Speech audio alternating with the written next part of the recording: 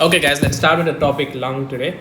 The first one will be the borders of lung. Okay, the anterior border has two thin, sharp lines. The anterior border of the right lung is a straight lung because it has no disturbances. But to the left lung, it has a notch in it. It is slightly deviated because of the cardiac notch. In the posterior border, they both are blunt or round. Okay, inferior border they are round. And the external features are in the apex, directed upwards above the first rib mostly, and covered by the cervical pleura. In the base, it is directed downwards and rests over the dome of the diaphragm. It is concave and it is covered by the diaphragmatic pleura. Okay, and now we'll go to the surfaces. There's the costal surface and then the mediastinal surface. The costal surface contains impressions of the ribs, and the mediastinal surface is divided in mediastinal and vertebral surface. It has a large anterior part, contains mediastinal structures, impressions, and vertebral surface is a small posterior part of the lung. And now we move on to the cardiac impression on the right lung is formed by the right atrium of the heart.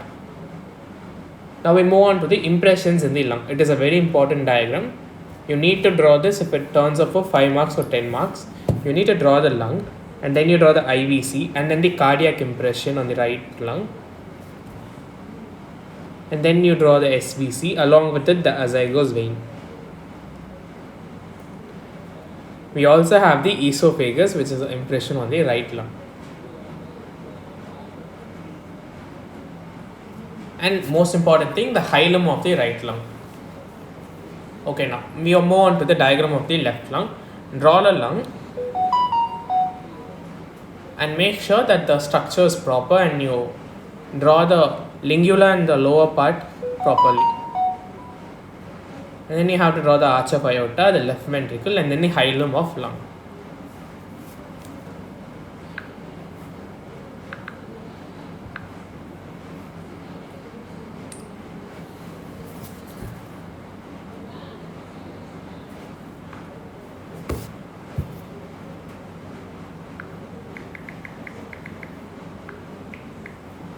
And now on to the right lung. The cardiac impression, that is the right atrium, and in the left lung we have the left ventricle's impression.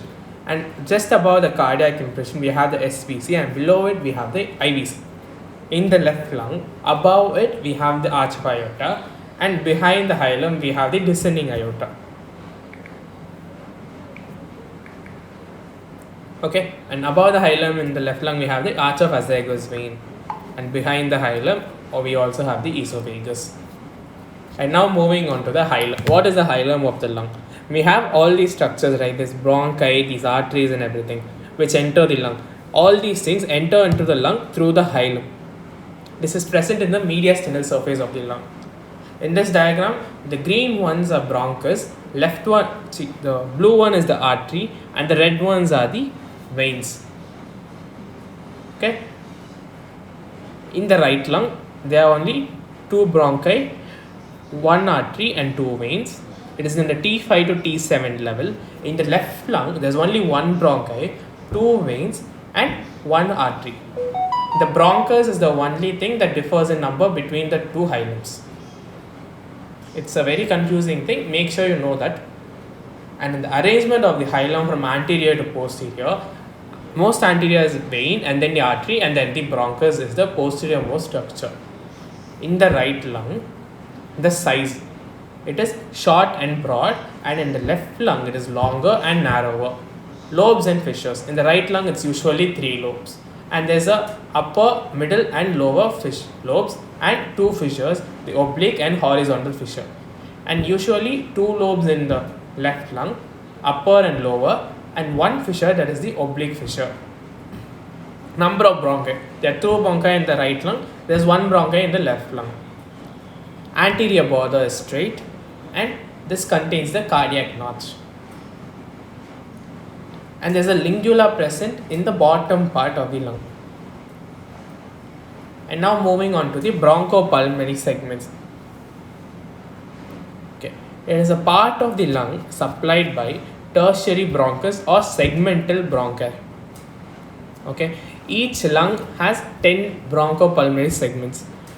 The important feature is that subdivision of lobes of lung, they are pyramidal in shape and they are surrounded by connective tissues. Each bronchopulmonary segment has its own artery, but the veins or pulmonary venules are intersegmental. They are present between these bronchopulmonary segments.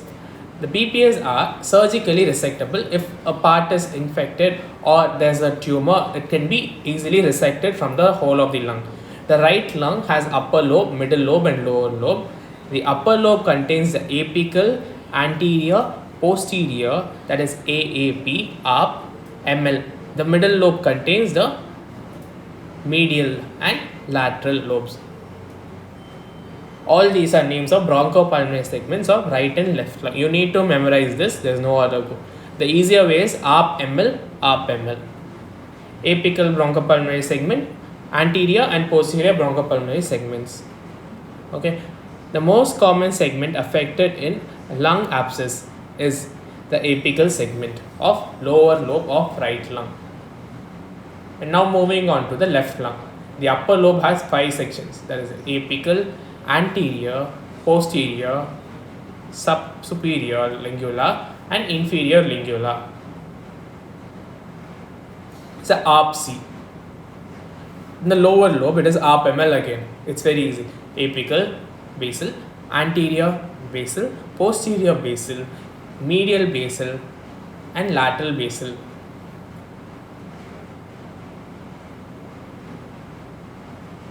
And this is how the bronchopulmonary segments are divided. You need to draw this diagram, it's very important, and you need to name each and every one after the numbers.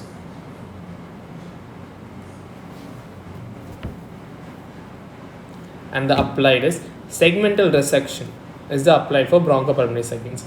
Particular affected segment can be removed easily. And that's easy anatomy for you. If you like the video, please like and subscribe to the channel.